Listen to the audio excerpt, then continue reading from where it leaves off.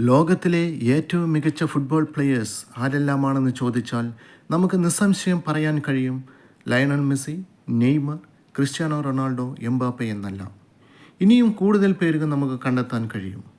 എങ്ങനെയാണ് അവർ ലോകോത്തര കായിക താരങ്ങളായി മാറിയത്? അതിന് വർഷങ്ങളോളമുള്ള കഠിനപ്രയത്നമുണ്ടായിരിക്കും.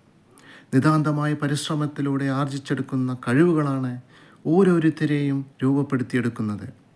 ചെറുപ്രായത്തിൽ കിട്ടുന്ന പരിശീലനം, അത് തരുന്ന ആത്മവിശ്വാസം ഒരാളെ പാകപ്പെടുത്താൻ ഉതകുന്നതാണ്.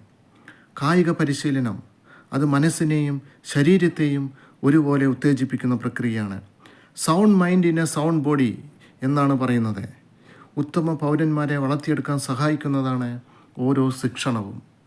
കുട്ടികളിലെ അച്ചടക്കം, സത്യസന്ധത, സഹകരണം, തോൽവിയിലും അടിപതറാതെയുള്ള മനോബലം, കൂട്ടായ്മ, ഒത്തൊരുമ എന്നീ ഗുണങ്ങൾ കളിക്കളത്തിലെ കളികളിലൂടെ കുട്ടികൾക്ക് ആർജിച്ചെടുക്കും.